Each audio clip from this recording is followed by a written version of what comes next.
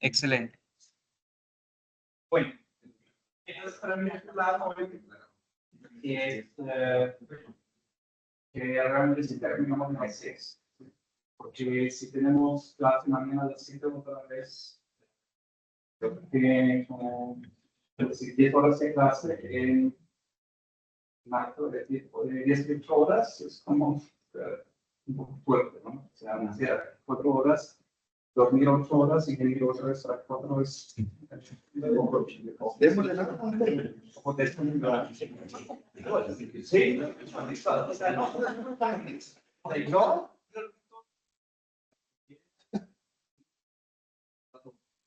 O de pronto sería mejor que. No. Ya, eso está. Yo creo que llegáramos a la normal que mañana o termináramos un poquito más temprano o empezáramos un poquito más tarde. Igual. No, pero no. No, mañana es a las 7 en punto. Sí. O sea, podemos empezar más temprano, a las 6:30 o algo. Bueno, pero por la parte de la casa no puedo llegar después del mediodía. Okay. Listo. Muy bien. Entonces, ya sabemos todos cómo entrenar una red público negro en Keras y en PyTorch, ¿cierto? ¿Que lo saben? Lo intentamos. Lo intentaron y nos hemos dado cuenta que a veces puede ser un poco demorado. ¿Cierto? Entonces, el tema de hoy es mirar cómo podemos mejorar el tema de la eficiencia, es decir, cómo sacarle más jugo dentro de un marco de tiempo fijo, ¿no? Porque siempre se puede hacer más, siempre, ¿sí? Pero dentro de un marco de tiempo fijo, ¿cómo podemos sacar más? Entonces, aquí son los 4 temas que vemos hoy. El tema de hardware, el tema de transfer learning, arquitecturas distintas y optimización de procesos. Hoy es que hoy es un poco diferente que las otras porque hoy es un poco más, vamos a ver muchas cosas y no tanto en detalle, excepto de una cosa que vamos a ver muy bien matemáticamente, pero eso es más como entender lo que hay. ¿Ok? Entonces, bueno, ¿por qué queremos hacer eso? Exacto. ¿Y qué significa entonces inclusive este objetivo de mejora de eficacia, ¿no? Eficiencia, eficacia, efectividad. Bueno, las de eficiencia. Entonces, el objetivo sería encontrar una solución cerca a la del óptimo. No pensamos realmente que podemos encontrar el óptimo, jamás, pero al menos una cercana rápida. Donde obviamente rápido es un poco en comillas, ¿no? Porque, ¿qué significa rápido? Cuando hablamos de replicar un GPT, por ejemplo, en una sola máquina, pues rápido podría ser un año. Se estima que para aprender un GPT desde ceros, con una sola tarjeta, se necesitan más o menos 15 años. Entonces, eso es un poco subjetivo, ¿no? Pero en nuestro caso, vamos a simplemente poner un benchmark. Y el benchmark es lo que ustedes tienen acá. ¿Qué pasa si yo hago simplemente el proceso estándar? De hecho, vamos a hacer un paso más hacia atrás, que ustedes trabajaron con Reus. En la clase de equipo, nos regresamos al sigmoide, porque va a ser muy importante que nos enseñe un tema ahí. Pero entonces, empezando ahí, comparando con qué pasa si yo hago como lo más naive posible, es cómo puedo mejorar la eficiencia a partir de ese test. Entonces, nosotros partimos con lo que fue normal en los 80. ¿Sí? Hasta los 80 se hizo únicamente eso. Fully connected y funciones de sigmoide. Sí, inclusive se usaron las funciones sigmoide para temas de regresión, solo que no se usó en la última capa. La última capa para regresión se usa como algo lineal, pero dentro de de la red también, porque ya todos sabemos que el curso de MD2, si únicamente funciones lineales, no puedo aprender una función no lineal. ¿Sí? Entonces no tiene sentido hacer una red que tiene solo capas lineales, porque eso es exactamente lo mismo que tener una sola regresión lineal. Entonces, también para regresión se usa un sigma. ¿Sí? Entonces, lo importante es que entendemos eficiencia en dos niveles. Uno es local y uno es más global. Y eso es importante porque aquí sí se podría confundir con eficacia, ¿sí? O efectividad. Entonces, lo que significa aquí eficiencia local es que tenemos una sola red y queremos bajar el tiempo de recursos para entrenar esa red, ¿no? Sin más contexto. Pero normalmente no hacemos eso. Normalmente no entrenamos una sola red, sino normalmente hacemos algo que se llama en casa. Vamos a utilizar un poco. Entonces, o inclusive si fijamos la arquitectura, tal vez puedo optimizar o cambiar el optimizador, o cambiar la tasa de aprendizaje, puedo hacer varios objetivos. Y si es así, entonces yo hago varios recorridos. Y en este caso me interesa no para cada una de las redes disminuir el tiempo, sino en general para el proceso completo de las 27 redes. O 45, no sé cuántos tenían que hacer de ahora. 30, una cosa así, de minimizar el proceso para procesar todo esto, ¿sí? Entonces, eso sería un poco más global. Ahora, el punto es este, aunque en general nos interesa el tiempo y es como eficiente, y no llegamos sí o no, el segundo punto significa que también tiene que ver algo con éxito de entrenamiento en general. ¿A qué voy? Si yo veo que hago un Power Plus y empiezo a producir NANDs. Eso les ha pasado, tal vez una u otra vez, ¿no? Empiezo a producir NANDs. Entonces, ¿eso qué significa? Pues que mi proceso de aprendizaje está caído. Ya no puedo seguir, porque cuando eso pasa, ya no tengo herramientas con las cuales actualizar mi trabajo. Entonces, uno podría decir que, bueno, si yo reparo esto, entonces no realmente, o sea, si encuentro técnicas para evitar que eso suceda, entonces eso no es una mejora de eficiencia, porque simplemente logro tener algo. ¿Sí? Eficiencia significa, antes tengo algo, pero ahora lo logro más rápido. Y cambiar del estado no logro, ahora sí lo logro, no es un cambio de eficiencia. Pero sí lo es a nivel global, porque cada vez, o sea, si nosotros pensamos en un paquete de redes que tenemos que entrenar, pues cada vez que nosotros tenemos que reiniciar un proceso de entrenamiento, tenemos que perder. O sea, es un tiempo perdido en una red que se estancó en un momento. Si empezamos a entrenar una red, digamos, no sé, para 100 batches y empieza a divertir y vamos a tener más, entonces a través tenemos 5 minutos. ¿Sí? Y para nuestro proceso global es entonces un problema de eficiencia y debemos como evitar que eso suceda. ¿De acuerdo?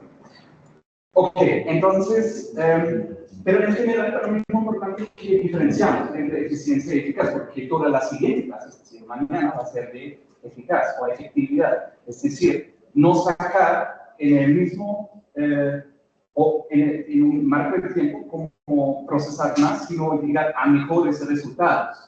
¿Sí? Entonces, hoy es ser más rápido, mañana es ser mejor. Bien, entonces, las 4 ejes que tenemos disponibles para trabajar en el tema de tiempo de recorrido son, obviamente, el hardware, que vamos a hablar primero, porque todos saben eso, pero vamos a hablar un poco de magnitud, ¿sí? Luego hablamos un poco de transfer learning, o sea, la idea de transferir conocimiento que ya hemos generado previamente, cómo se puede hacer eso en piedras, hoy dominamos piedras. Luego, ¿cómo podemos tal vez optimizar la arquitectura de las redes para procesar más rápido? Y finalmente, ¿qué podemos cambiar en el proceso como tal para mejorar el throughput? Bueno, entonces empecemos con el tema del hardware. ¿Alguien hizo la comparación en la tarea de casa? Sí, yo la hice, pero la GPU y veía que es feo, cosas que no tenían sentido, y me puse a leer y era quizás, porque no lo verifiqué, por la precisión en los locantes, pero no supe encontrar en qué era. Bueno, de hecho vamos a hablar de eso, pero los pusiste aquí a 16 o... La verdad no puse los que venían por defecto y Okay. no me dio tiempo para revisarlos. Bueno, pero no es ningún secreto, yo creo que todos saben por chisme que las GPUs, que son Rapid Processing Units, ¿no? Son tarjetas de gráfica inicialmente diseñadas para videojuegos, porque los videojuegos que tienen como gráficas en 3D se necesitan muchísimas multiplicaciones de matrices para calcular desde el ángulo donde está el espectador o el jugador, cómo se ve la escena, ¿sí? Porque todo eso, todas esas proyecciones que se hacen en el espacio, todo eso va a quedar lineal, ¿no? Y se realiza a través de matrices. Entonces, el conjunto de posición de la cámara y el escenario, eso se puede escribir a través de matrices y vectores, y entonces para resolver, para identificar un escenario 3D, para mapearlo a un escenario 2D a partir de cierto ángulo, eso es netamente multiplicación de matrices. Y bueno, algunas otras operaciones sobre, algebraicas, pero sobre todo eso. Entonces, ellos ya empezaron, pues, yo ya tenía una tarjeta gráfica cuando tenía 14 años. Eso ya fue como en los 90 que empezó, ¿no? Pero claro, tomó una dinámica un poco diferente en los últimos 15 años. Apenas que Google descubrió realmente que, o sea, empezó a chupar mucho de las redes, ya eso disparó, ¿no? Eso fue en el 2015, más o menos, parece un poco antes. Bueno, entonces, ¿cuál es como el gag? ¿Por qué son tanto más rápidas esas tarjetas que una CPU? O sea, porque no es que los que producen las CPUs no saben cómo hacer eso bien, ¿sí? ¿Alguien sabe qué es la diferencia? O sea, ¿qué es lo que hace que las CPUs son tanto más rápidas? Procesador. Y una paralelización de procesos, ¿no? Pero la CPU también hace paralelización. Una CPU también tiene diferentes cosas. Pero la diferencia es que tiene muchísimo más. ¿Okay? Entonces, son diferentes tipos de procesores. Una CPU es como una que hace todo, de todo, ¿sí? Pero es entonces más grande y un poco más, digamos, no tan flexible. En términos flexible sí es porque puede hacer más cosas, pero se ocupa más espacio y no se puede tener tantas de esto. ¿Okay? Entonces, los CPUs uno tiene procesores que también son como en la CPU, pero pueden procesar menos comandos. Solo pueden procesar como, yo creo que 12 comandos, más o menos, son mucho menos que en una CPU. Entonces, ocupan menos espacio y se puede tener muchos más de estos. Entonces, eso es simplemente la diferencia, ¿sí? Porque uno sabe desde antes que en este tipo de hardware quiero hacer cosas específicas y si hace eso desde antes puedo diseñar mi hardware para que esté optimizado para eso, ¿sí? Entonces, no es que la GPU pueda tener, o sea, es más potente en general, es que simplemente aprovecha el balance entre cuántas cosas puede hacer ahí. Hay muchas operaciones, como 50 operaciones que puedo hacer solo en una CPU, pero no en una GPU, pero esas 50 no las necesito para este tipo de procesos. ¿Okay? Entonces, está más especializado, más experto y hay muchos más de esos. Yo tengo una RTX 4080 en la casa y tiene 9500 cores. 9500, mi CPU tiene 8 cores. También es acá. Ok, entonces también tiene como una optimización de la memoria y cómo acceder a estos, porque no solo tiene una memoria compartida para todos, sino también tiene una subespecialización para diferentes registros. Entonces todo eso hace que sea muchísimo más rápido para esa tarea. ¿Okay? Entonces, un core típico uno tiene entre 4, allá son 8, 16 o 32 cores. Hay también de 64 o 128, pero normalmente en centros de cómputo, ¿no? Personas en la casa no lo utilizan. Y entonces la CPU tiene la tarea de poderlo hacer todo, ¿sí? Que pueda gestionar un sistema operativo, o sea, puede hacer muchas cosas, ¿no? Ese es el procesador como lo tengo interés en explicar. Y además tiene una frecuencia altísima por core, ¿okay? Entonces, en una GPUs diferentes son unidades más simples, pero son muchos y son optimizados para el cómputo en paralelo. Entonces, miremos una gráfica. O sea, para entender un poco la relación. De hecho, esta relación todavía no lo captura completamente, ¿no? Porque en una CPU yo puedo tener 4 cores, porque les digo, el mío tiene 8. Y en un portátil ni siquiera uno tiene 8 efectivos, porque, o sea, yo en este portátil, no, aunque tenga 8 cores, no puedo realmente procesar en 8 porque empieza a calentarse tanto que solo puede llegar hasta 4, efectivamente. Puedo usar más, pero no es una paralelización verdadera después de eso. Y una GPU, en cambio, de hecho, es más o menos 10 veces. Y todos estos son microprocesores que no pueden hacer mucho más que multiplicar y sumar cosas. Pero bueno, entonces eso hace que sea tanto más rápido. Propósito, una GPU debería ser siempre en una computadora desktop, ¿sí? No en una portátil. Porque en un portátil uno pierde muchísimo de esa energía. Por temas de calor, por temas térmicos, no vale la pena comprarse una GPU en un portátil. En la arquitectura ARM es la misma de la CPU. La arquitectura, no. O sea, la idea principal es similar, ¿sí? Pero no es exactamente la misma. Pero no me preguntes los detalles tampoco, porque, digamos, yo no soy experto en hardware. De hecho, yo en mis estudios universitarios ni siquiera aprendí sobre arquitectura de computadoras. Entonces, o sea, yo tengo una idea vaga de cuáles componentes hay ahí, en general, ¿no? Los caches, los registros, pero mucho más a detalle de esa gráfica tampoco te puedo explicar cómo es el tema. ¿Sí? Ok, entonces, la semana pasada hablamos brevemente de TPUs. Entonces, TPUs son una tecnología desarrollada por Google como hace unos 5 o 6 años, y son prácticamente hacen un paso más a la extremidad, ¿sí?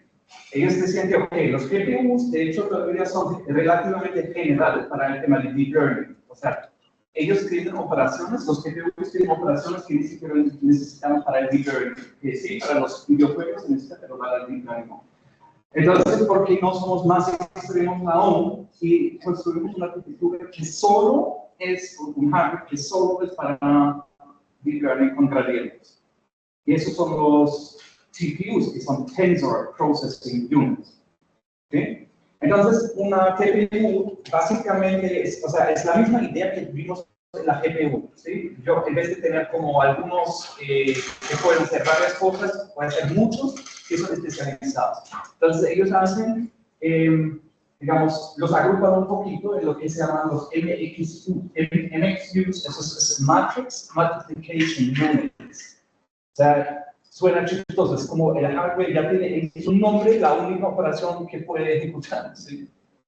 Que son multiplicaciones de matrices. ¿Sí? Entonces, pero ahora no hacen como 10.000 de esas, sino los organizan en subgrupos de algunos cientos, ¿sí? Son, digamos, cubos con subunits de procesamiento, y de hecho, de estos hay como arreglos. Por ejemplo, 128 por 128. Es decir, en una GPU, pero también, o sea, uno llega también casi, o sea, son más que 10.000 en una GPU también. Sí, entonces en ese sentido está como muy similar, solo que aún más especializado y por eso más chiquito y se pueden hacer más procesos en una TPU. ¿Okay? Ahora, la gracia de esto es que eso es únicamente disponible, o sea, eso no se puede comprar, no se puede comprar en una TPU, eso es únicamente disponible en la nube de Google, ni siquiera en Amazon, creo yo, o Microsoft, eso solo lo tienen en Google. Y yo lo he probado una vez, pero para otra ocasión. Entonces, yo no he hecho una comparación entre GPU y TPU en la nube de Google, pero bueno, debería ser todavía mucho más rápido que una GPU para este tema, ¿no? También funciona nativamente solo con TensorFlow, no con PyTorch, porque TensorFlow es el framework de Google, ¿no? Pero es posible también usar TPUs con PyTorch. O sea, se tiene que hacer como un wrapper code, pero es posible. Entonces tenemos la CPU, que realmente es, pues hablemos un poco de... Yo les cuento cómo es en mi máquina personal. ¿Okay? Entonces, en la tarea de la casa, yo logré en una configuración, yo logré 5 batches por segundo en CPU para cierto tamaño. Disculpen. No. Sí, la cifra 5 es otra. 5, no, fueron muchos más. 5 milisegundos por batch, así.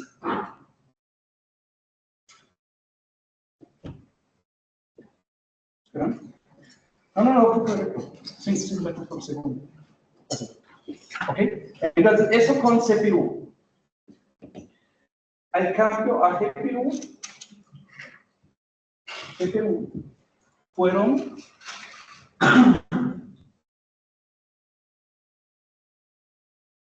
300 batches por segundo.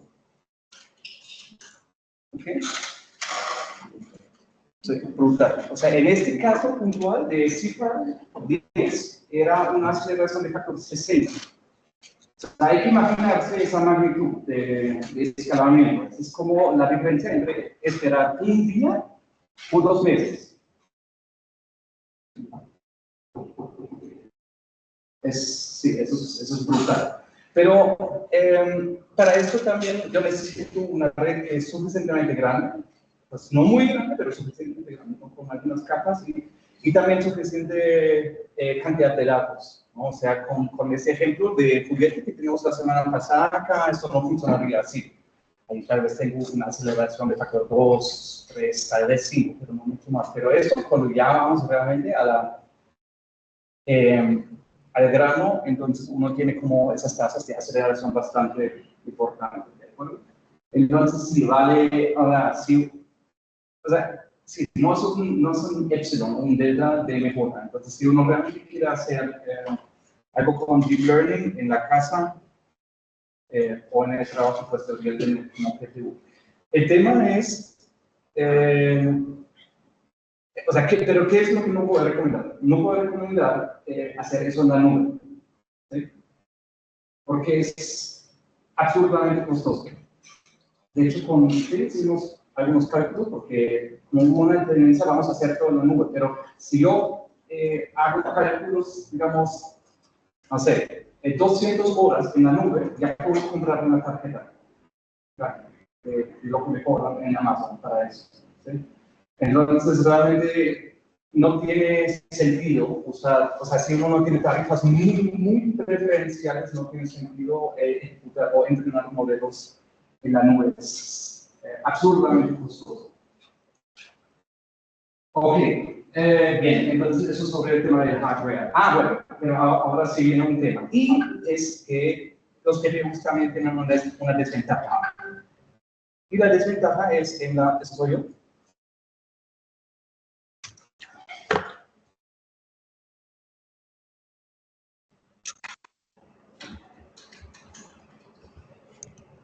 Listo.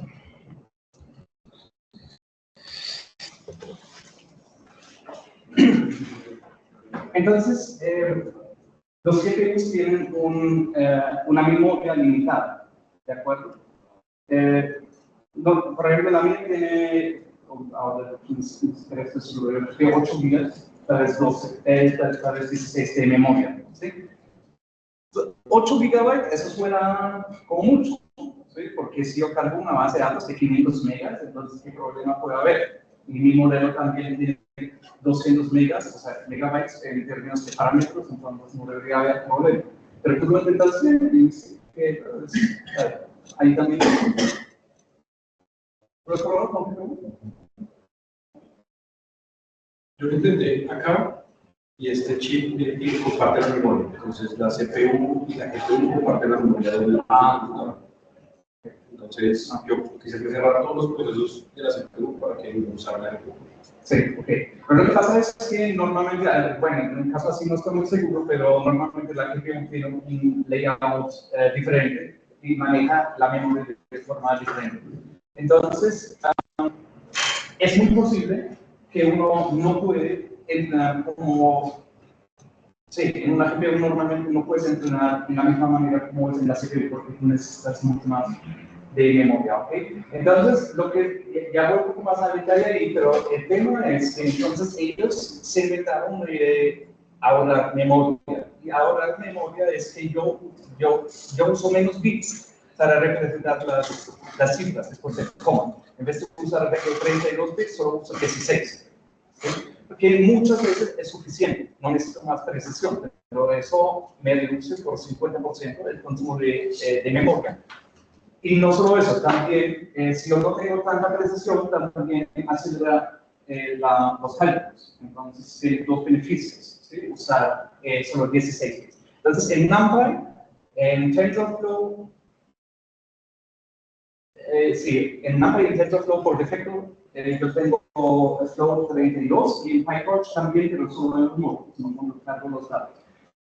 Entonces, el normal es 32 bits. Entonces, si quiero 16, yo tengo que cambiar manualmente, ¿sí? Entonces, ahí por eso te pregunté ahora, puede ser que es eso. ¿Ok? Entonces, así uno guarda. Entonces, eso se puede hacer en eso es más como para que lo tengan el comando aquí, lo pueden encontrar fácilmente en el caso de que lo quieran intentar, porque yo sé que no todos aquí tienen una GPU y no hay problema. Entonces, si yo quiero en la CPU, o sea, aquí digo que eso acelera el procesamiento, porque yo tengo menos precisión. Entonces, esto también valdría la pena tal vez hacerlo si yo uso la CPU. ¿Sí? La GPU lo hago para poder entrenar, ¿sí? Porque la memoria está un poco más limitada, pero en la CPU también lo podría hacer, en teoría. Pero el tema es que la CPU eso no trae un beneficio, normalmente porque las CPUs no tienen soporte o apoyo, no, ¿cómo se dice eso? No procesan nativamente cifras de 16 bits. Suena curioso, ¿sí? Pero normalmente no pueden hacer eso. Entonces, yo lo que sí puedo hacer en NumPy, yo puedo cambiar el tipo a 16 bits, eso lo puedo hacer. Pero si mi CPU no puede procesarlo, entonces lo que hace es que los carga y al momento de hacer una adición, una multiplicación, temporalmente lo vuelve a levantar a 32, hace la multiplicación y lo vuelve a 16. Entonces, este cambio de tipos inclusive puede frenar o bajar como el flujo del proceso. Entonces, esto es muy útil para acelerar los campos de cómputos, pero si lo quiero hacer en mi cómputo, yo tengo que mirar si yo tengo, si mi CPU puede procesar 16 bits nativamente, que la gran mayoría no los, o sea, yo creo que aquí nadie tiene una máquina que puede procesar 16 bits nativamente. Pues porque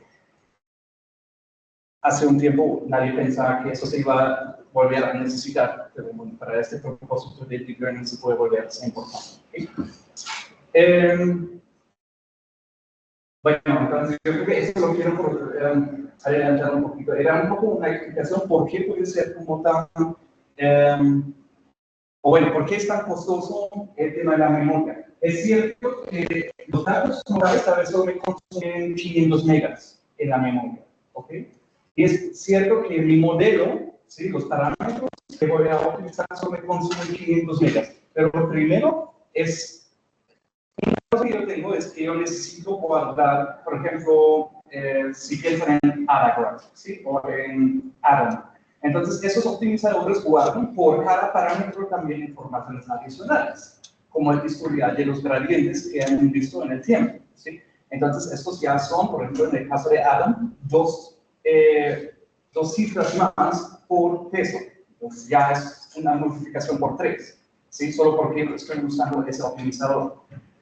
Y luego es que GPU tiene que replicar, o sea, como esos diferentes arrays no comparten la información para utilizar totalmente, tienen que clonear la información y eso entonces consume más memoria de lo que sería si yo realmente tengo un shared memory completo, ¿sí? Entonces, por las duplicaciones que yo tengo en los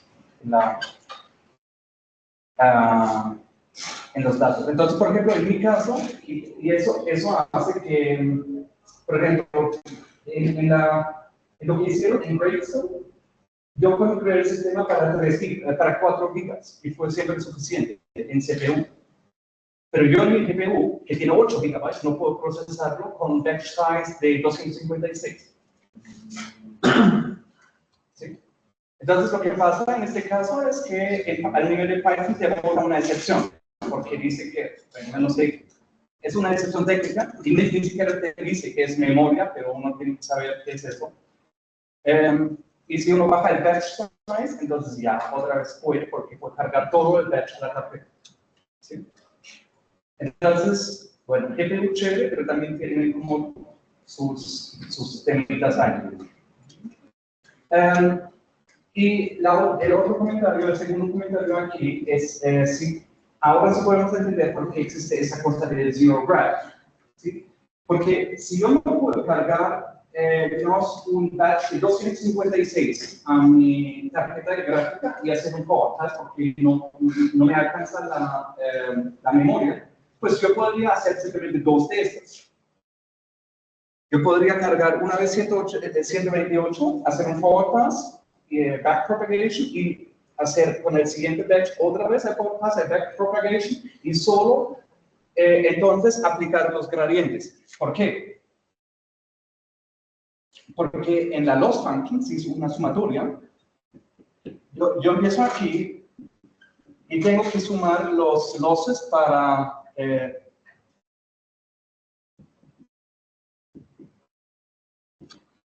todos los instantes en el batch, ¿sí? O sea, si mi batch tiene tamaño 256, tengo que calcular todos esos losses para las instancias en el batch. Pero si yo hago esto en una sola, y también pues los gradientes, ¿no? Pero si hago esto en una sola, o hago primero 128, y después otra vez 128, eso no cambia, nada, ¿ok? Entonces, y como los gradientes después son aditivos también, o sea, este gradiente es lo mismo que este, ¿ok? Entonces yo puedo, si yo quiero un batch de 256, lógicamente hablando, pero no puedo por tema de hardware, entonces yo puedo hacer 2 batches de 128 y sumar los gradientes, ¿no? Y él suma automáticamente los gradientes. Cada vez que yo llamo backward, él va sumando los gradientes. Y por eso es que yo tengo que llamar zero graph para anular otra vez ese efecto, porque si no, él piensa que yo quiero seguir agregando algo al gradiente por temas de GPU. ¿Me explico? Okay. Entonces ya esa es la explicación de por qué es necesario esa línea, tal vez un poco fastidiosa en el código. Pero me permite entonces usar GPUs claves un poco más económicas, no tienen tanta memoria y todavía aprovechar todo ese tema de paralelismo. Porque un speedup de factor 60, chévere, ¿no? Entonces uno puede hacer también. Pero bueno, normalmente uno no necesita batch size tan grandes, o sea, normalmente con un batch size de 128 ya puede ser suficiente y ya. Es para Félix, ¿tú ahí estás probando con varios cores de la CPU o solo con uno? Porque entiendo que normalmente esa configuración también hay que hacerla, ¿cierto? ¿De cuántos CPUs? ¿Cuántos cores de sí? Para que haya como multithreading, ¿no? Porque si no, normalmente se va a provocar en un coro. ¿Eso es lo que tú escuchas? No. No, automáticamente todos los cores de la CPU.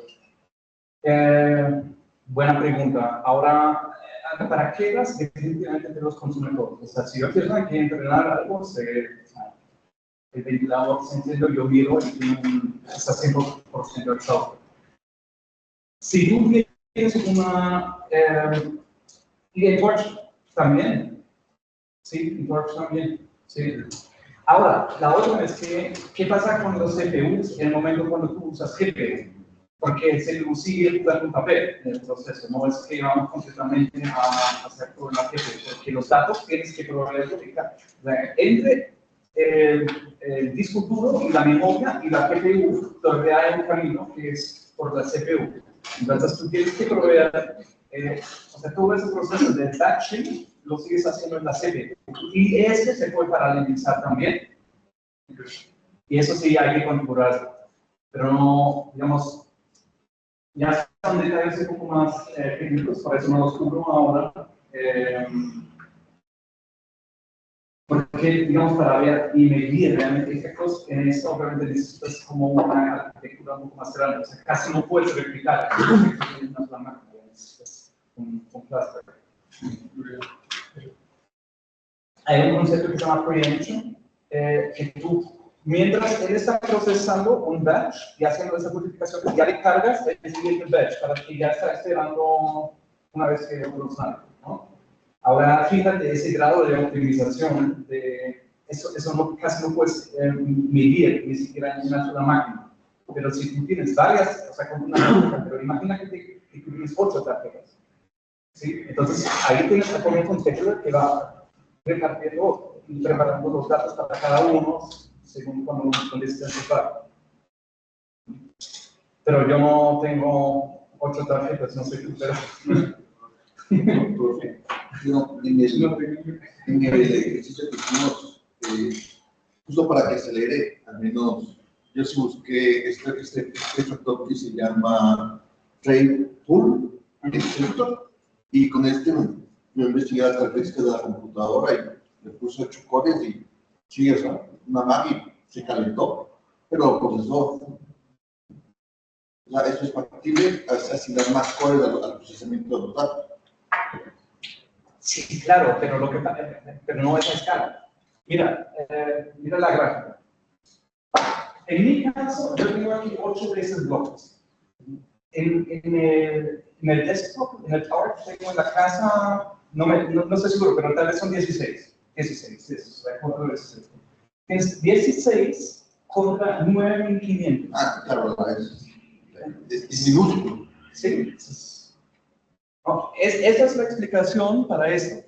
¿Sí? Y claro, tú puedes paralelizar con tu virus, eso era lo que decía Emilio. De hecho, lo hace por defecto. Pero cuando dices 16, es como, ellos son tanques de guerra y pueden hacerlo todo. ¿Sí? Pero solo tienes 16. Esos aquí son minions. ¿Sí?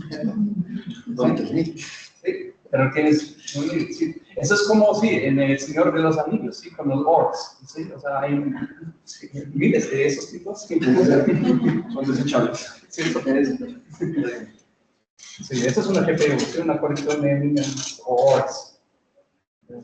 Pero como que todos los entrenamientos de Deep Learning, o sea, como hay entrenamientos de Deep Learning que no requieren GPU, normalmente como si no tienes una GPU, estás perdiendo tiempo.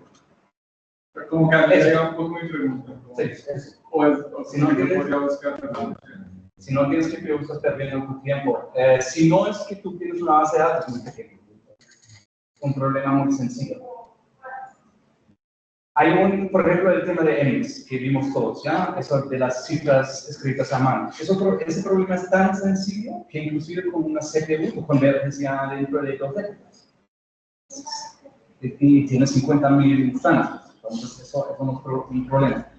Pero, pero es porque como el problema que tienes que resolver es tan sencillo, entre comillas, ¿sí? Pero si el problema es más sutil y tienes que hacer muchas actualizaciones de tus parámetros y necesitas redes más profundas, entonces no lo puedes hacer como eso. ¿Y hay algún método para entender eso, como calcular eso? Como, no, es que yo debería meter un test con deep learning cuando tengo un problema con esas características que son tantos datos Yo te diría que para todo lo que no es datos tabulares normales, ya no te funcionan no sé qué. O sea, para tareas más complejas. O sea, cuando son redes realmente muy sencillas, como redes convolucionales, o sea, ni siquiera muy connected, no tantas capas, y entonces tú lo entiendes. Digamos, si hay una métrica, para mí hay una métrica, y tú lo entiendes con la CPU. Yo, por ejemplo, yo he trabajado en un problema hace un año donde un solo forecast se demoró 7 minutos. Para un update de los parámetros. Ahí ya sabes que no. Entonces tú haces un forecast y miras, o sea, tú miras cuántas actualizaciones puedes hacer por segundo o por día. Y entonces tú calculas y miras cómo se comporta la curva de aprendizaje en ese tiempo. Entonces tú puedes aproximar, eso sí está cayendo, pero hasta que llegue realmente a algo interesante, eso es tal vez un par de semanas más. Entonces ahí yo lo puedo recomendar mucho, o sea, si uno quiere hacer también, pues, hay que diferenciar entre lo profesional y lo privado. Yo quería tener una simplemente para hacer, como juguete, para hacer cosas. Entonces me la compré. Una GPU, por ejemplo, esa RTX X4080 vale más de $1.000.000. Ok. Es una inversión, pero una vez que la tienes, puedes entonces empezar a hacer eso. Por ejemplo, con una CPU ni siquiera lo que hicimos en casa. Si tú haces una red más grande para convertir en Cipher 10, eso es ya 24 horas o más, ¿no? Y en una GPU, entonces, tú haces lo mismo en 8 minutos. Entonces, eso es en lo personal. Si te gusta probar algo. Ahora, si para un doctorado, ¿sí? Uno tal vez debería tener acceso en su ámbito profesional a algo, ¿no? Porque nadie en la oficina puede esperar que la gente se compre una cartera solo para que pueda hacer eso, ¿no?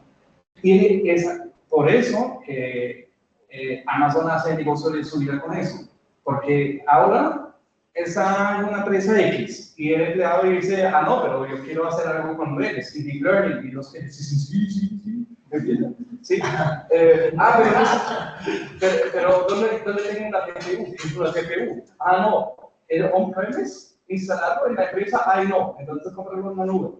Entonces lo pagan, aunque realmente no tiene razón económica hacerlo, pero como muchos no son expertos en eso y no quieren instalarse al on-premise, entonces simplemente pagan eso.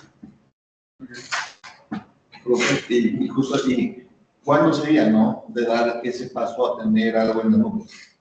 Yo soy muy peleado también con la nube, pero cuando sí es necesario, por ejemplo. Tal vez cuando haces algo distribuido, tal vez. La verdad, para mí solo hay una sola justificación de hacer algo con GPU en la nube, y es que tú necesitas por cualquier motivo una garantía de disponibilidad. ¿Sí? Que siempre tienes que estar. O sea, la verdad, Amazon para mí está muerto en términos de nube, inclusive CPU, no tiene sentido. Es simplemente muy costoso. Lo único que justifica usar Amazon, porque hay nubes también aquí, inclusive en Bogotá, tiene más sentido para mí. Sí, lo único que tiene tal vez Amazon, que ellos no tienen, es que te garantiza que está siempre disponible. Y eso se deja pagar mucho. Entonces, realmente, lo que nosotros buscamos aquí, ¿cuándo necesitas para una GPU omnidisponibilidad? Es muy raro, ¿sí? Entonces, lo que nosotros buscamos es de verdad conseguir algo on-premise aquí y poner máquinas en un centro de cómputo en tu principal, para tenerlos disponibles para nuestra gente acá. ¿Sí? Porque, y eso, todo eso lo podemos comprar para el mismo dinero que en Amazon nos cobrarían en 2 meses. Entonces, ese tema sí es importante hablarlo mucho. De hecho, cuando hicimos el lanzamiento del doctorado, vino un tipo de Oracle, el CTO, de hecho, de Oracle, y dio un discurso sobre ese negocio. Y para Oracle es un mega negocio de los jefes aquí en Colombia, ahora, ¿no? Y después yo tenía mi charla donde yo hablé de cómo evitar ese uso. pero no, hablamos bien. Entonces es muy bueno entender todo esto, ¿no? Porque yo pienso que se compra mucho nube donde no está necesario. También tiene su justificación, pero... Bueno, entonces ahora dejemos un poco ese tema del hardware y hablemos un poco de transfer, ¿okay? Entonces, ¿por qué aprender algo desde ceros que más o menos alguien me podría enseñar de una forma más agregada, ¿no? O sea, ustedes están aquí para escuchar de mí lo que yo he aprendido en el tiempo en vez de aprender todo desde cero por su propia cuenta. Entonces, ¿por qué no aplicamos el mismo principio a Machine Learning? Y eso se ha hecho ya décadas, pero en el caso de Deep Learning surge una posibilidad muy interesante. Entonces, ¿qué piensan ustedes? ¿Cómo lo harían? O sea, imagínense que ya tienen como una red entrenada para una carrera y tienen ahora una carrera similar, o sea, no la misma, pero una similar y quieren realizar lo que llaman aprender con la otra carrera. Vamos a hacer un ejemplo, de hecho vamos a hacer este ejemplo ahorita. Yo ya entrené una red neuronal para reconocer cifras escritas entre 0 y 9. Y ahora esos MNIST. Y hay también uno que se llama Fashion MNIST, que también es una tarea de 10 clases, pero no son cifras, sino son piezas de ropa. ¿Sí? O sea, tengo que decir, eso es un zapato, eso es una camiseta, eso es un pantalón. Entonces son tareas como, y los píxeles tienen, las imágenes tienen el mismo tamaño, también son 26 por 26 píxeles. ¿Sí? Entonces, 28 por 28. Entonces, ¿cómo harían eso? Ya tienen una red entrenada para MNIST normal, ¿cómo lo usan para el Fashion MNIST? Se puede usar, o sea, esa red que está entrenada y luego de manera que se podría usar como la inicialización de la nueva red fine-tune. ¿Esa es otra forma o...? ¿Esa fue una frase también completa? Sí, o sea, tenemos la red entrenada, que son los pesos. Entonces, usar eso como la inicialización de la red que voy a entrenar específica. Tal cual. Eso es, tal cual. Entonces, lo que llamamos un backbone, sí, como vértebra, o una columna, es una red preentrenada en alguna ¿okay? Pero lo que hacemos es que cortamos el input layer y el output layer, porque pues no son adecuadas para nuestra tarea, normalmente. En mi ejemplo particular, inclusive yo podré usar esto porque el input size es el mismo y el output size también es el mismo porque también son 10 clases. Pero en general, claro, puede ser que yo tengo como imágenes de otro tamaño o puede tener como menos o más clases. Entonces, en general, yo no puedo usar como la capa de entrada y la de salida tampoco, pero todo lo que está entre los dos lo podría reusar. ¿Okay? Entonces, la idea es esto, yo cargo una red preentrenada, lo reduzco a su backbone y lo meto en mi nueva red definida como una inicialización, tal cual como lo hacemos. Y entonces uno hace usa la palabra un fine-tuning. ¿Sí? Fine-tuning significa que pues ya tengo algo razonable, pero tengo que ajustarlo a mi tarea a la mano. Entonces, fine-tuning es el proceso de cargar una red y hacer un proceso de optimización ¿sí? con los de deep learning que para una tarea un poco diferente. ¿Ok? Entonces, aquí uno también puede decir que, bueno, pero este conocimiento allá en el backbone ya está. O sea, no debería cambiar estas conexiones. Entonces, yo puedo hacer dos cosas. O yo cargo y entreno todo y permito que los cambios, los pesos que vienen de la red tradicional también cambien. ¿Okay? Pero yo también podría decir que yo no permito eso. En ese caso, yo congelo el backbone. Congelo los pesos que vienen de la otra red y solo entreno, digamos, las capas de conexión, de la salida a la nueva que tengo que cambiar porque ahora tengo que diferenciar otras cosas, entonces solo cambio los pesos en la salida y tal vez también los de la entrada, ¿no? Para conectar con el backbone, ¿sí? Entonces, lo que pasa en este caso es yo aprendo pesos para conectar bien con el backbone. ¿Sí? ¿Cómo tengo que usar bien el backbone para hacer predicciones en mi nueva tarea? Eso es lo que se aprendería en ese caso. Entonces, aquí de hecho pasa 2 ahorros de tiempo en términos de eficiencia ahora, porque estamos trabajando tiempo de recorrido. Entonces pasan 2 cosas. ¿Por qué? O sea, ¿qué piensan? ¿Por qué ahorro tiempo acá en esto? Porque un tramo de la red ya está entrenado. Claro, o sea, supuestamente mi curva de aprendizaje ya comienza mucho más alto. Ya tengo un desempeño mucho mejor desde el comienzo, ¿sí? Porque ya tengo como mucho conocimiento dentro de la red. Pero como yo sé que yo puedo utilizar una red de ese tipo para desarrollar, bueno, o sea, que en este caso, digamos, estamos entrenando imágenes con la misma cantidad que se con 18. Sí. ¿Eso es lo que me define que yo pueda utilizar esa red? No, también lo podrías hacer, por ejemplo, si tú tuvieras o sea, si tienes como cifra con 32 por 32 y 3 canales, también lo podrías intentar. O sea, la respuesta a tu pregunta es no lo sabes. O sea, tú no sabes si eso va a funcionar o no. En un principio podría funcionar y lo puedes intentar, pero no hay ninguna indicación, o sea, más allá que la intuición que te dice, oiga, esas tareas son suficientemente similares, debería funcionar. Más allá de la intuición no hay realmente... Por ejemplo, se podría hacer aquí desde mi ignorancia, ¿no?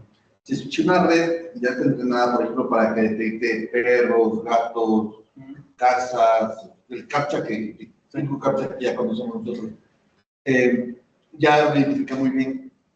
Si es que yo, la lógica diría, ¿no? Si es que yo le digo ahora, identifícame mesas, sillas, computadoras, la lógica te dice que pues, puede encontrar ahí similitudes en los píxeles, sería esa la lógica de emplear estos modelos. ¿Cómo pueden encontrar un modelo preentrenado? Claro, pero no le voy a decir a ver qué es el proyecto de lenguaje natural, identifíqueme gatos en imágenes. O podría ser de función. Podría, pero eso es exactamente lo que hablamos ahora con Ricardo. O sea, tú tienes una intuición semánticamente lo que es más similar, y entre más similar, más factible se ve esto. ¿Sí? Pero ya miramos el ejemplo. O sea, yo les tengo la implementación y miramos. A ver. Vean. Entonces,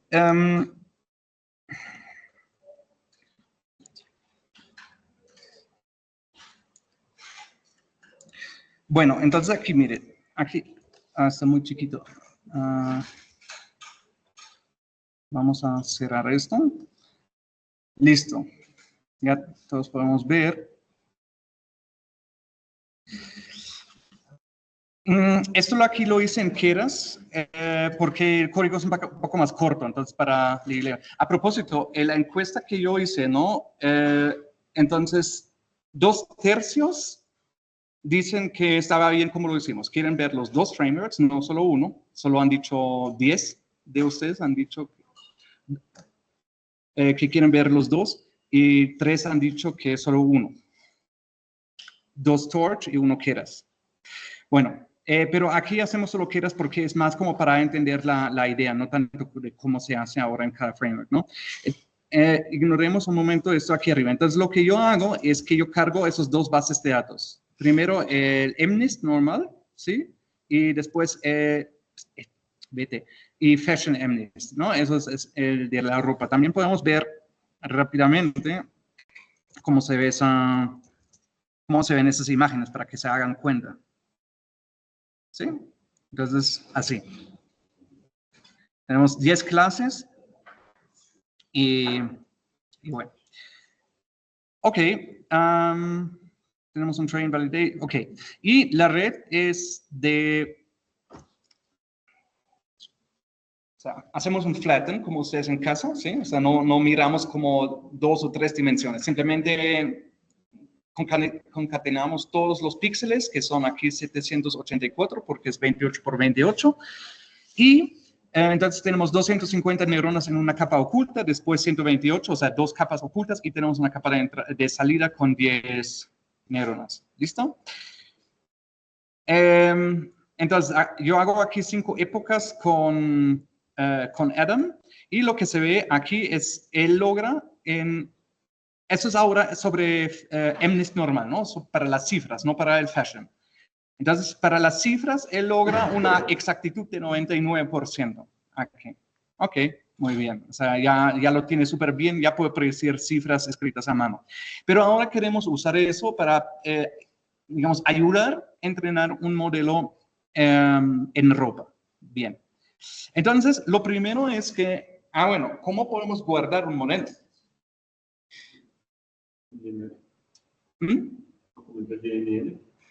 ¿GML? No. ¿JSON?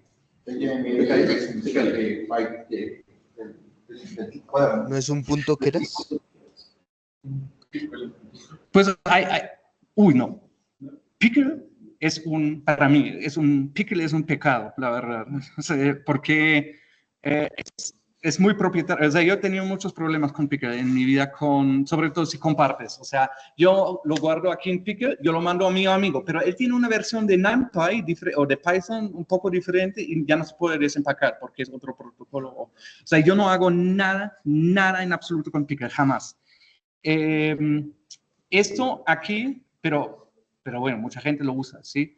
Dentro de lo posible, lo que yo hago es guardar en JSON, fácil, en JSON, ¿ok? Porque entonces uno es independiente de digamos, Pickle también tiene un problema. Si yo hago una serialización y después hago un cambio en el código de la clase, ya no funciona la deserialización. Entonces es realmente súper rígido ese protocolo.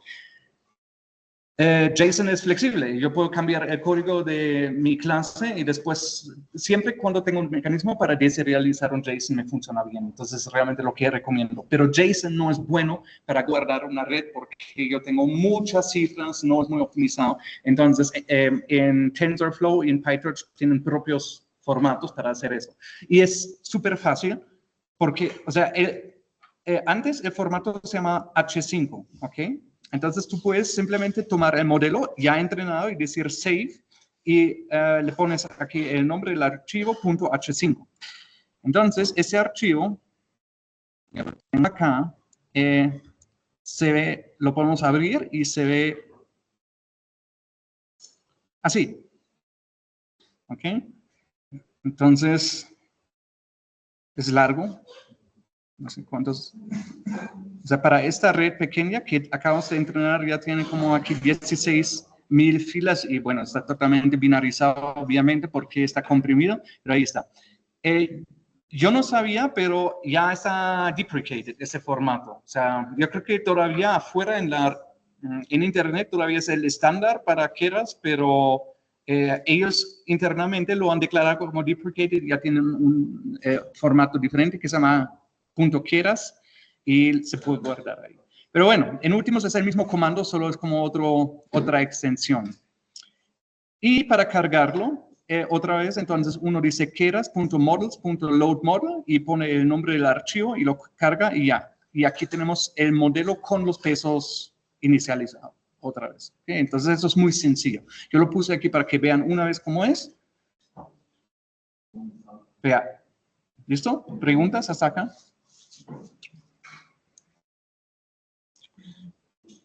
Bien. Ok. Ahora la pregunta es, ¿cómo harían ustedes para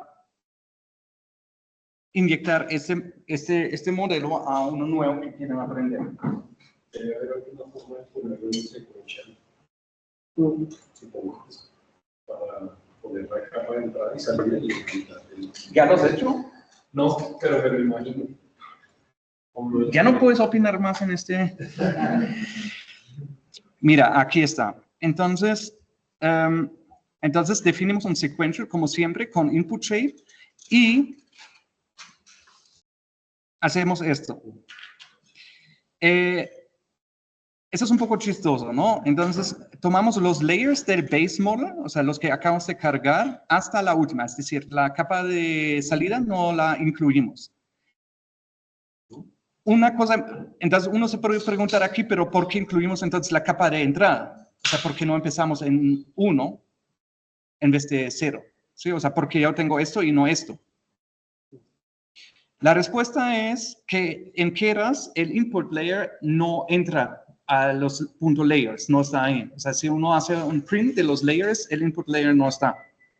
¿Sí? Eso es algo solamente interno al momento de definir la red, pero eso se va después. Entonces, por eso vamos desde ceros. ¿Ok? ¿Y qué hace este asterisco?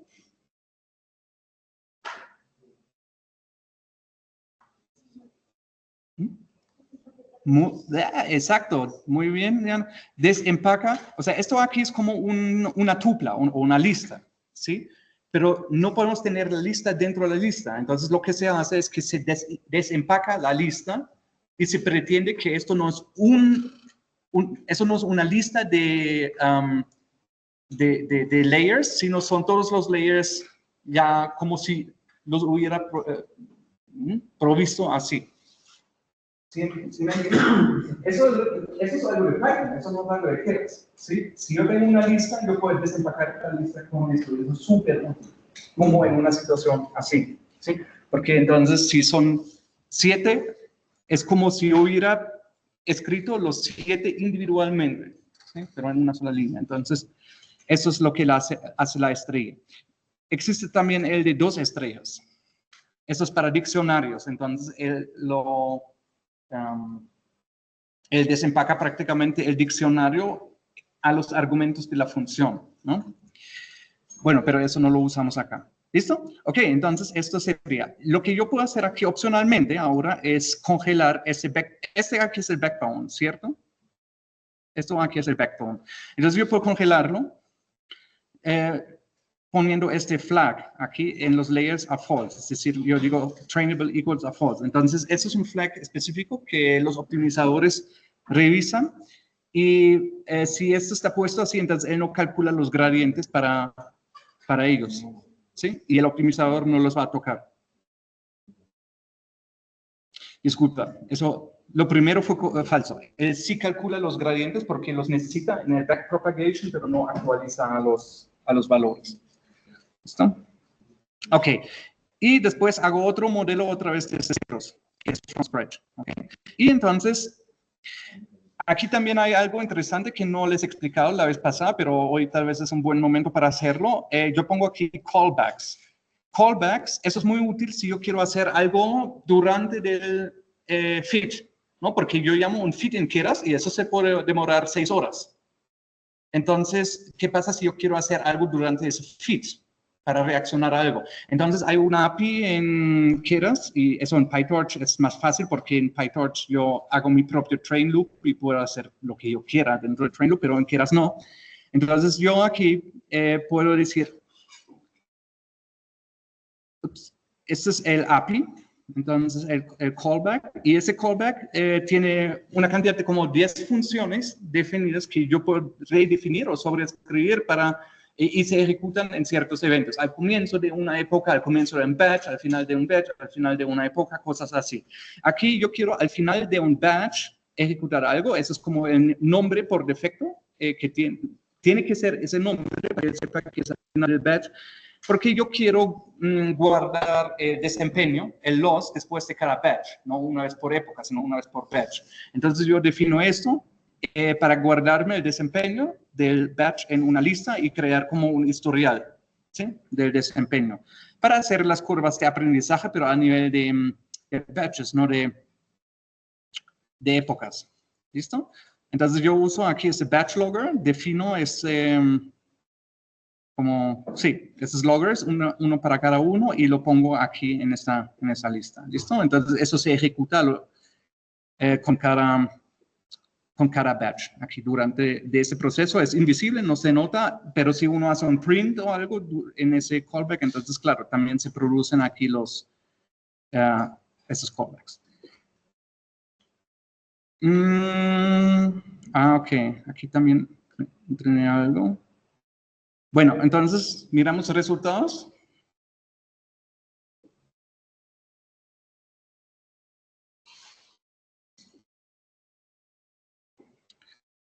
No se puede leer muy bien aquí. Entonces, lo azul, eso es accuracy, ¿sí? Accuracy. Entonces, entre más mejor. En azul tenemos el desempeño si usamos el transfer learning y en naranja si entrenamos from scratch.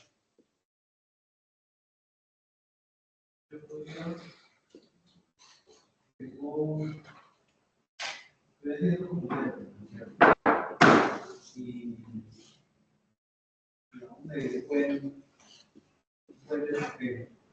guardarla y utilizarla para quiero probar con estos parámetros como arrancar de cero, en vez de arrancar como que eventualmente. Es significa, o sea, digamos que tenemos lo que estamos haciendo en el ejercicio de escalera. Entonces tenemos diferentes matches, diferentes parámetros, y yo veo que hay uno que me funciona mejor que otros. Yo sé cómo guardar ese y reiniciar desde ahí y continuar como para que sea más rápido. Sí, desde hace unos 12 años hay mucha investigación sobre eso. Hay uno que se llama Free Store Optimization, que es, yo voy entrenando algunas veces y luego los congelo y después los puedo descongelar otra vez y veo que funcionaron mejor que otros que empezaron. Entonces es un problema muy interesante de optimización de cuáles configuraciones seguir y cuáles no. Sí.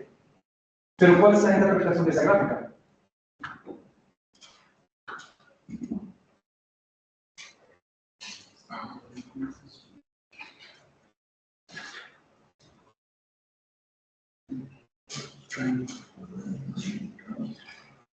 El modelo entrenado, bueno, por supuesto, pues, tiene de forma sistemática una mayor accuracy que por zonas con que interior pensé que es otra vez. Porque no es la niña me ha mostrado antes del proceso de la entrenar. Sí, sí. O sea, la observación es que eso no funcionó. Pero yo pensé que estaba mal de etiquetas. No, eso no funcionó. Es más, no solo no funcionó, o sea, no era que, porque lo que yo quisiera eso, que fuera al revés, ¿sí? O sea, que es más rápido para estar arriba y termina inclusive mejor, ¿no? Al revés. Entonces, es peor y es más lento. Entonces, ¿por qué les muestro eso? Porque no siempre va a ser mejor. No siempre va a ser así, pero con redes normales, fully connected, normales, va a ser muy difícil. De hecho, yo no puedo construir un ejemplo donde eso funcionó. O sea, transfer learning con redes como los tenemos hasta ahora no tiene sentido. Y eso significa que lo que tenemos guardado en la red realmente no se transfiere. O sea, era como memorizamos algo, más o menos. No aprendimos sistemáticamente algo interesante, relevante, que es más general, sino nos especializamos totalmente en una cosa. Y y eso no se puede usar para otra aplicación. Eso es lo que significa esa gráfica, ¿sí? Pero sí vamos a conocer la siguiente semana redes donde eso sí funciona, porque sí aprenden las neuronas sí aprenden cosas que generalizan para otras tareas. En este caso, por ejemplo, si este no nos funcionó, podría decirse que el modelo de Luis estaba como estaba sobreentrenado. No, porque nosotros realmente para ese problema logramos ese desempeño.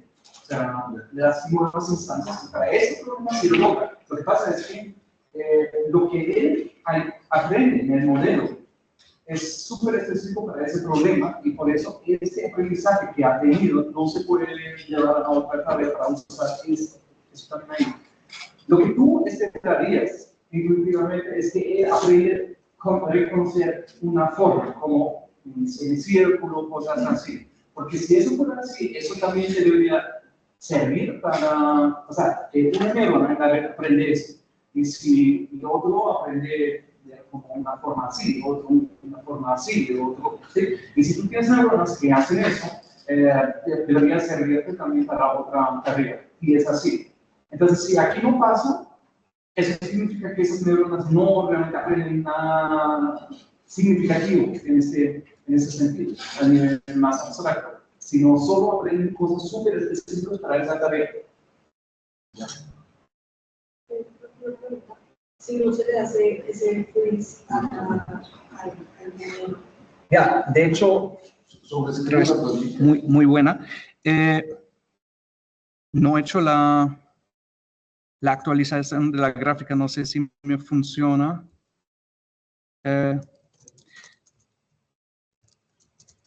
Entonces, aquí al menos deberíamos, en mi intuición, converger hacia lo mismo que el naranja. Porque con el freeze es como una limitación, que todo tu backbone no puede cambiar, pero tú tendrías que cambiar algo para poder llegar hasta el mismo nivel. Entonces,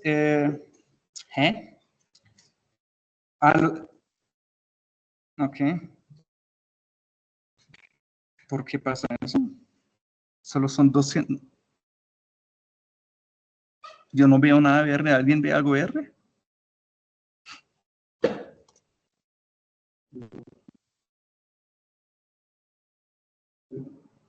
Ah, no, ya sé. Eso es probablemente porque hay nuns allá.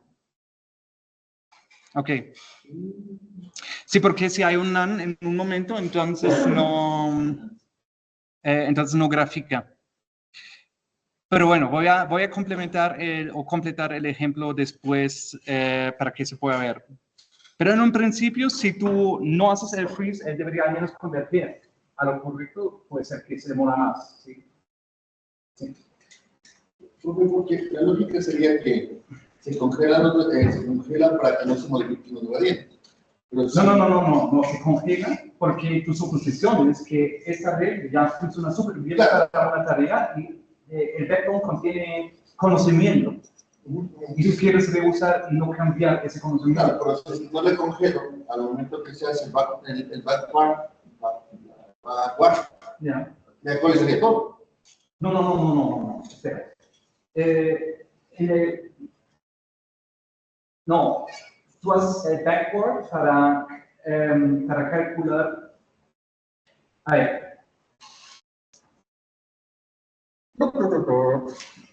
Entonces tú tienes aquí tu input layer, ¿ok? Y aquí tú tienes tu output layer. Entonces aquí tienes un H1 y un H2, ¿ok? Entonces, si ese es tu backbone, como en nuestro caso, esos dos no los quieres cambiar, ¿ok? Pero tú sigues teniendo pesos acá, ¿cierto? Y aquí tienes pesos y aquí tienes pesos. Ahora, para actualizar estos pesos, tú necesitas hacer un backpropagate aquí a través de ellos, porque si no, no sabes cómo influye ese tipo en los al final. Entonces, tú sí haces el backpropagate, pero simplemente no ajustas los pesos acá. ¿Sí?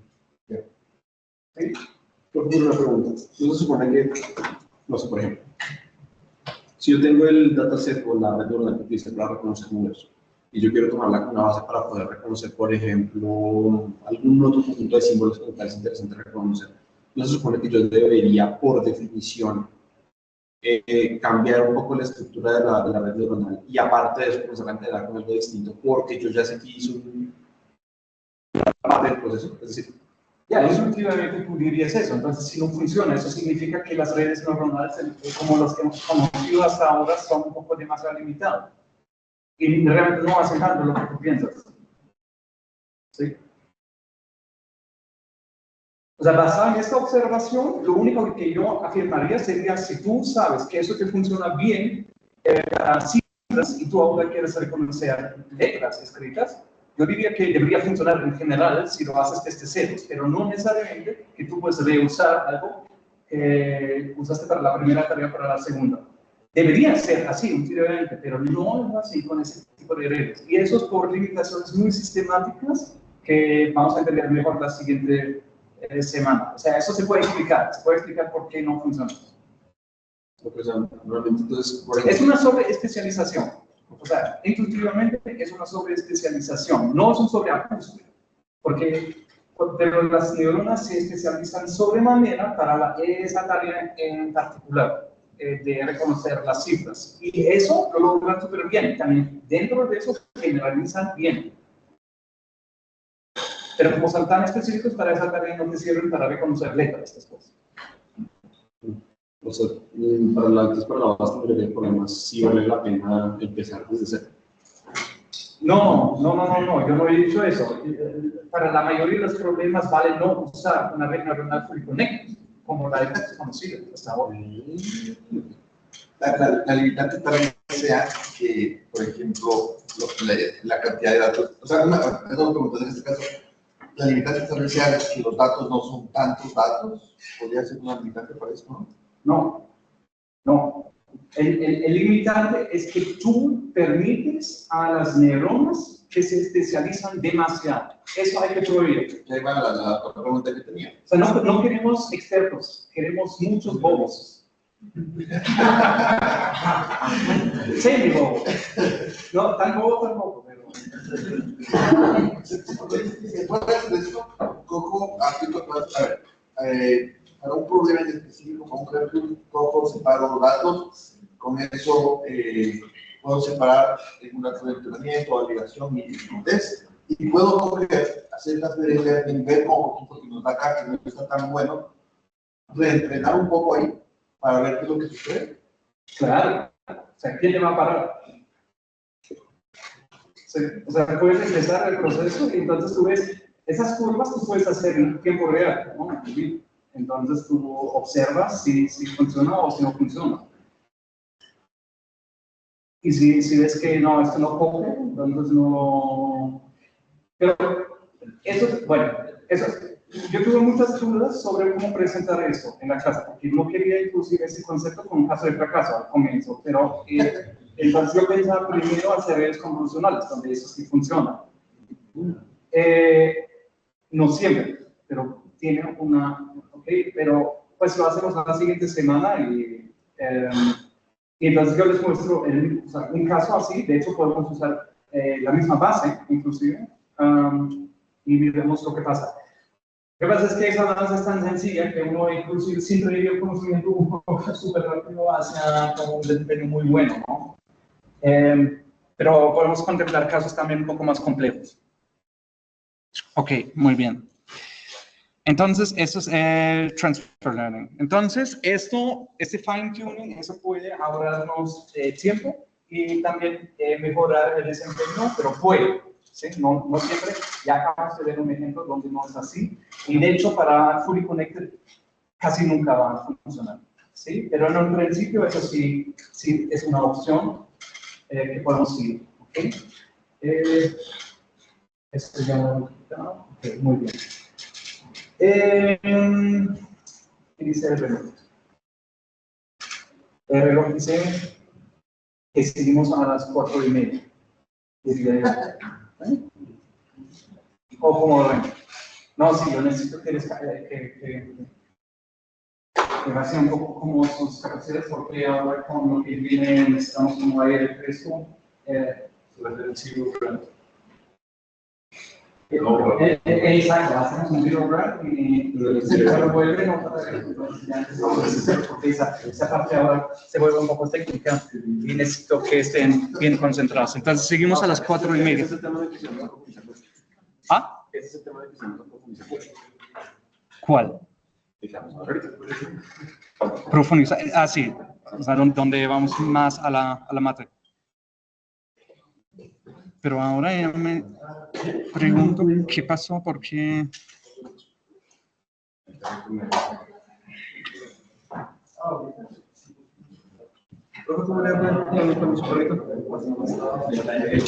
eso fue la falla. Ya entiendo lo que pasó. Ay, rayos. Dime. No, es que sí, yo tuve callback con el otro logger y por eso también, o sea, por eso está aquí como otra vez desde comprar. Pero bueno, de hecho ya se nota que sí converge a lo, o sea, lo que yo decía antes, que porque, o sea, prácticamente esta curva es la que yo decía que estaría comiendo. O sea, que se le pegó. Sí, porque yo usé en el yo del segundo en vez de uno nuevo. Como que se reescribió al que hay que reescribir. Simplemente lo anexó como algo adicional, conocimiento adicional. Pero esa curva y se volvió al algo. A ver, si se las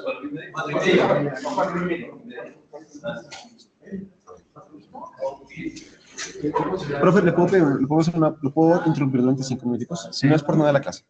Es que le comento, es que estamos haciendo un proyecto con la WWF. ¿Pero vamos o No sé si me puedo.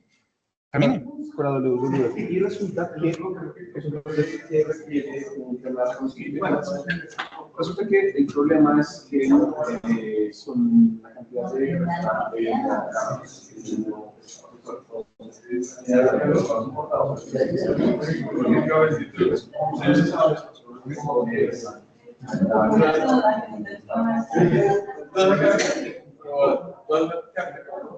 no, yo creo que sacamos que se vive. Sí. ¿Ah, sí?